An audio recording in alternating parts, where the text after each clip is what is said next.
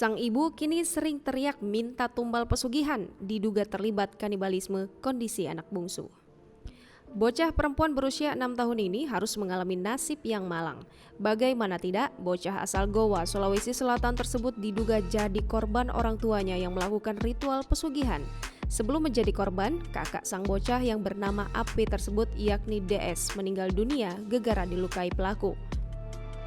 Mata kanan AP dilukai ibunya hingga nyaris buta. Sementara itu, sang ayah dan kakeknya memegangi bagian tubuhnya yang lain agar korban tak melawan. Akibat penganiayaan tersebut, AP harus dilarikan ke rumah sakit lantaran mengalami luka berat pada matanya. Peristiwa ini terjadi di Malino, Kecamatan Tinggi Moncong, Kabupaten Goa, Sulawesi Selatan, didasari adanya praktik pesugihan. Sebanyak 4 orang sudah ditangkap pihak Polres Goa. 2 pelaku, yakni kakek dan paman korban, telah menjalani penahanan di Mapolres Goa.